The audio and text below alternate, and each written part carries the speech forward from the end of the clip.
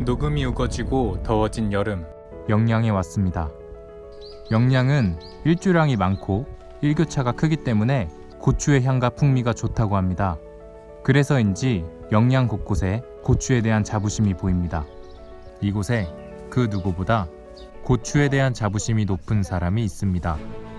오늘 우린 고추 명인을 만나러 왔습니다.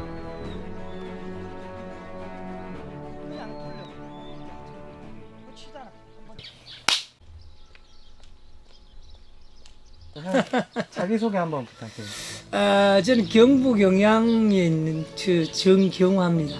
지금 뭐 여러 가지로 농업을 한 40년 했는데 우리 농업은 또 새농민상, 본상까지 타고 그래서 수많은 표창장과 상패가 보여주듯 정경화 명인은 자타가 공인하는 영양 최고의 고추 농사꾼입니다. 43년째 들어가고 있습니다. 제가 80년도부터 시작했으니까. 뭐 고추를 하면서도 소득 장목이 될까 싶어서 수박, 오이, 토마토 저는 안 해본 농사가 거의 없습니다. 현재는 비가림 하우스 4,000평 되고요. 노지에 2,500평. 그래서 한 6,500평 정도 하고 있습니다. 원래. 수입은 해마다 고추 가격이 비례하기 때문에 이게 쭉 말씀드릴 수는 없고 내가 1년에 고추로는 한 10,000건 이상 합니다. 금고추 기준으로. 한 8번, 9번 그 정도는 많이 딸 땐 10번까지도 땁니다. 그냥 우리는 한 해 수확량이 6만 근, 듣기만 해선 감도 안 옵니다. 이런 명인이 되기까지 어떤 시련이 있었는지 궁금합니다. 벌써 뭐 가격이 좋을 때 고추 농사 짓는다고 돈만 보고 돌았다가 실패하고 나간 사람들이 사실 많거든요.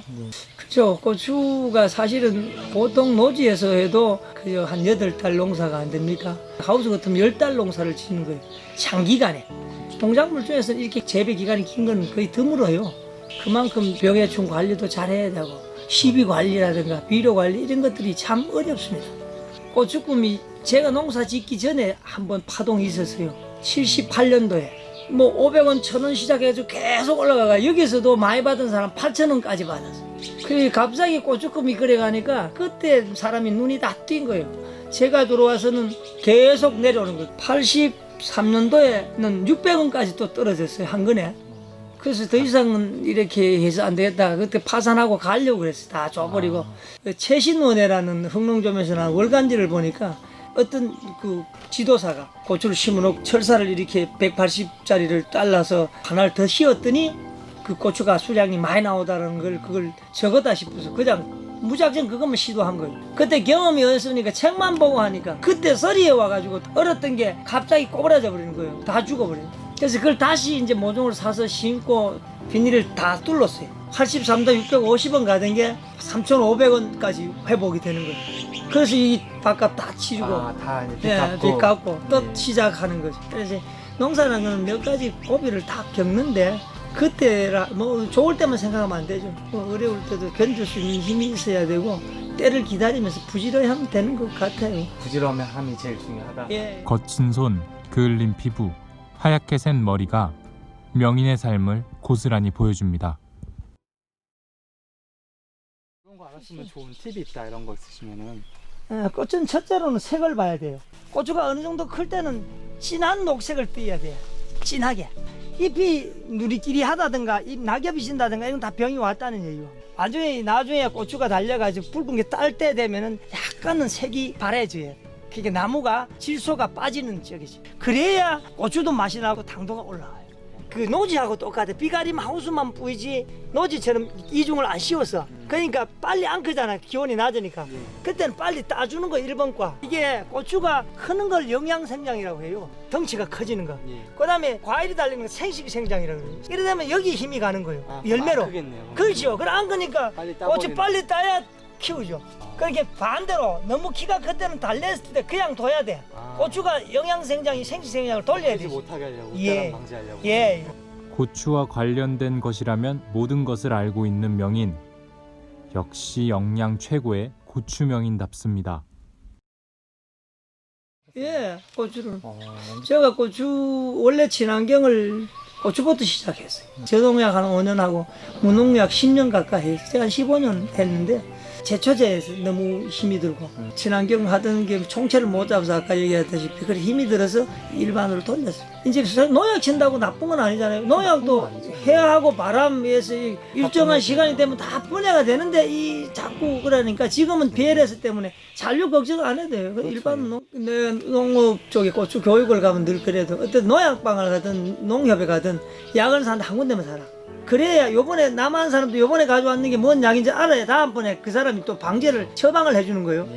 이름이 틀리지만 성분이 같은 약들이 회사마다 다 틀리잖아요. 원료는 같은데 한 군데를 사면 그 사람이 요번에 총체약 줬던 계통 말고 다른 계통 줄 거니까. 그렇죠. 가끔 이제 그렇습니다. 우리는 병은 예방 위주로 춤은 보고 치라 그랬거든요. 근데 지금은 온난화가 되기 때문에 보고 치면 늦어요. 눈으로 띌 때는 뒷면에 많이 붙어 있다는 얘기. 그래서 이제 균이든 종이든 예방 위주로 가는 게 좋다.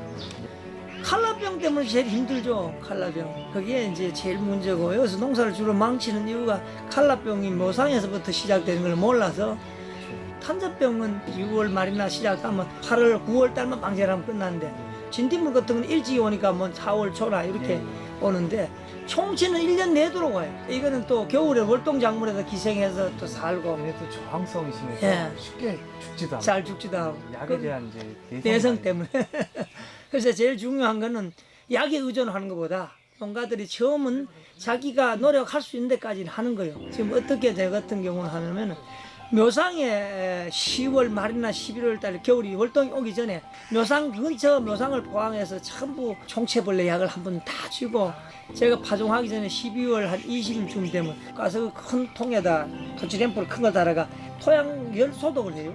그렇게 해서 하면서 파종해서 올라오면 총체약은 계속적으로 주기적으로 치라야 돼요.